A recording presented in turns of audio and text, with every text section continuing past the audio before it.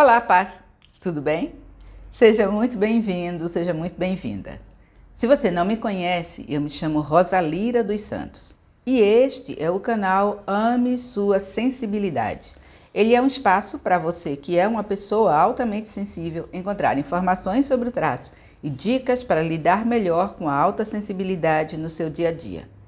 Hoje é terça-feira e dia de papos e de dicas aqui no canal. E no papo de hoje eu gostaria de voltar a falar sobre um tema que eu já falei algumas vezes aqui no canal. E este tema é a saturação, a autossensibilidade e a saturação. E por que eu falo tanto neste tema?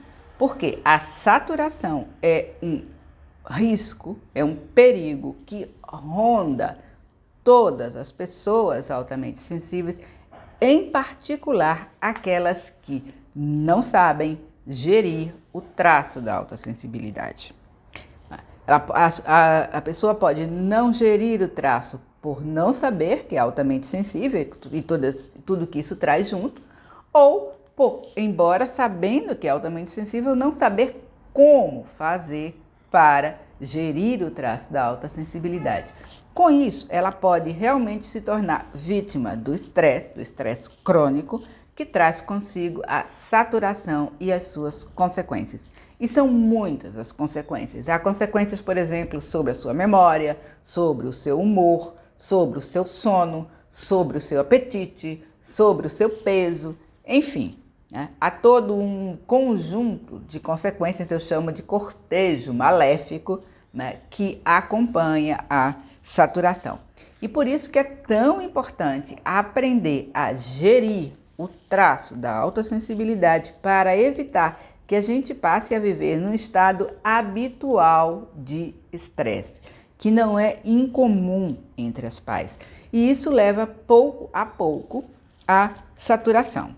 Então, aprender a gerir o traço significa realmente manter esses dois inimigos, o estresse e a saturação, bem longe de nós. E por isso que eu acho importante falar das consequências da saturação, daquilo que costuma nos acontecer quando estamos no estado de saturação, para ajudar você a identificar se está ou não caindo nesta armadilha, ok?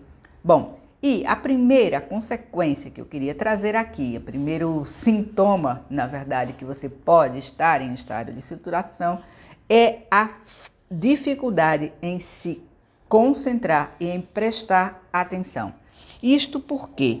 Porque o estresse e a saturação aumentam muito a atividade da nossa mente. E isto faz com que a gente se torne menos capaz de distinguir, de separar aquilo que é importante daquilo que não é.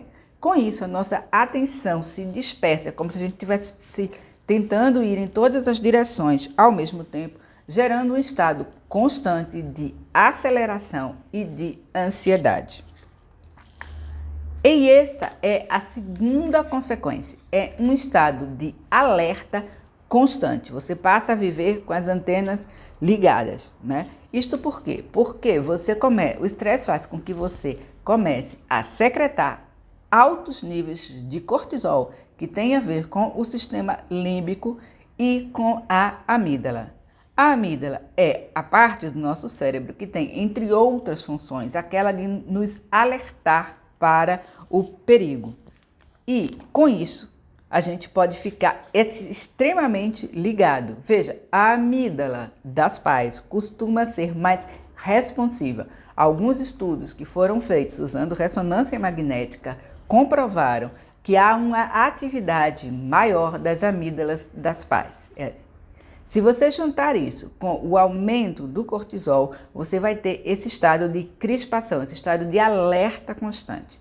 E esse estado de alerta, ele por si consome muita, mas muita energia e lhe predispõe a se defender mesmo quando não é o caso. É como se você começa a ver perigos e ataques onde às vezes não há nada. Uma terceira consequência é a falha na memória, tanto na memória de trabalho quanto na memória prospectiva. A memória prospectiva é aquilo que a gente aprendeu a sequência de algumas coisas. Por exemplo, Se eu for fazer um chá, eu sei que eu tenho que botar água na chaleira, botar a chaleira no fogo, esperar que ferva, botar na xícara e fazer o chá. Quando a minha memória prospectiva começa a falhar, eu realmente esqueço, eu posso esquecer. E com isso, por exemplo, a panela queimar. Né? Já a memória de trabalho, que também é afetada pelo estresse e pela saturação, é aquela que nos diz as coisas que a gente tem que fazer. Então, eu, por exemplo, posso, quando estou com a memória de trabalho afetada, a memória de trabalho afetada é aquela situação em que eu ou você, nós vamos de um cômodo para outro, eu vou da sala para o quarto e quando eu chego lá eu faço, o que eu vim buscar aqui mesmo? Eu já não me lembro. Ou então eu abro a porta da geladeira e já não sei o que eu estava buscando. Tá? Ambas as memórias costumam ser afetadas pelo alto nível de estresse e pela saturação. Uma outra consequência é o desejo por comer doces. Tá? E por que isso acontece? Porque o alto nível de cortisol faz com que a gente tenha uma queda no outro hormônio, que é a serotonina. E a serotonina é o hormônio responsável, né, o hormônio que o cérebro produz quando a gente tem aquela sensação de bem-estar. Quanto mais estressado, mais cortisol, menos serotonina. Então, quando a gente está com a serotonina baixa, um comportamento muito comum é exatamente o de buscar coisas doces. Por quê? Porque o doce produz no corpo sensações muito semelhantes àquelas que a serotonina produz naturalmente. Uma consequência que está muito ligada a esta, é a necessidade maior de um desejo maior por aquilo que eu chamo de condutas pouco saudáveis. O que é uma conduta pouco saudável? Por exemplo, se você fuma, você começa a ter uma necessidade maior de fumar e de mais nicotina. Se você toma álcool, você começa a ter uma necessidade de mais álcool. Se você é adicto ao chocolate, você começa a querer mais chocolate. Se você usa drogas não legais de maneira recreativa, você começa a necessitar de mais. E tudo isso acontece por quê? Porque essas substâncias lhe dão uma sensação imediata de bem-estar. E com isso elas neutralizam um pouco, e naquele momento, os efeitos do estresse e da serotonina. Elas baixam um pouco esses efeitos de um modo instantâneo, embora não duradouro. E aí você começa a precisar de mais da substância para novamente ter essa sensação de baixa do nível de estresse. Uma consequência que é comum e bastante delicada e perigosa é o desequilíbrio emocional constante. Então, veja, você começa a ter reações muito extremas a coisas que antes você levaria de forma mais equilibrada. Então, você se sente mais irritado ou irritada com mais facilidade, mais triste, mais magoado, magoada com mais facilidade, mais zangado e disposto ou disposta a brigar com mais facilidade. É aquilo que eu chamo de montanha-russa emocional, na qual muitos pais podem viver quando estão em estado de saturação e que muita gente, inclusive, confunde com a alta sensibilidade. Não, a alta sensibilidade não traz consigo um desequilíbrio emocional. A alta sensibilidade não gerida e não equilibrada, sim. Até porque, para além da saturação, você tem que levar em conta as duas outras características do traço que são essenciais, que é a emocionalidade intensa e o processamento em profundidade. Junte isso com todos esses hormônios, cortisol, adrenalina, noradrenalina, que vão dificultar a gestão, o equilíbrio das suas emoções, e você tem aí um caldeirão explosivo. Tá? E por fim, a última das consequências são os distúrbios do sono, os transtornos do sono. E aí você tem várias situações. Você tem, por exemplo, aquelas pessoas que não conseguem adormecer, têm uma dificuldade enorme em pegar no sono. Você tem também aquelas pessoas que conseguem adormecer, mas acordam no meio da noite e já não conseguem dormir. E você tem ainda aquela situação em que a pessoa dorme, mas acorda muito cedo, tendo dormido pouco, 4, 5 horas, mas não consegue mais dormir, acorda muito cedo e passa o resto do dia cansado, cansada, sentindo a necessidade de dormir.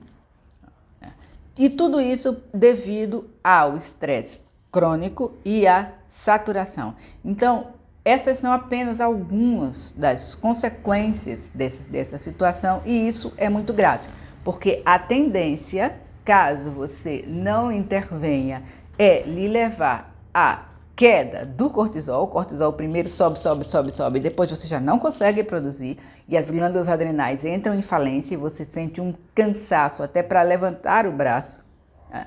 E pode também lhe levar a um burnout. De novo, que não são situações, infelizmente, não são situações incomuns para as PAS. Mas o que eu quero deixar muito claro é que a alta sensibilidade em si é um traço neutro, um traço de personalidade que nada na alta sensibilidade leva a ter os problemas que eu acabei de citar. A alta sensibilidade não reconhecida, não gerida e não equilibrada, sim. Então, por isso que eu considero tão importante aprender a gerir e equilibrar a sua sensibilidade. E como você faz isso? Através daquele meu velho mantra: autocuidado, autocuidado e autocuidado. E se você quiser saber mais e aprender a gerir e equilibrar a sua autossensibilidade, eu lhe sugiro que você dê uma olhada no meu curso online que está lá na plataforma da Udemy. Eu sempre deixo aqui na descrição dos vídeos o link para o curso.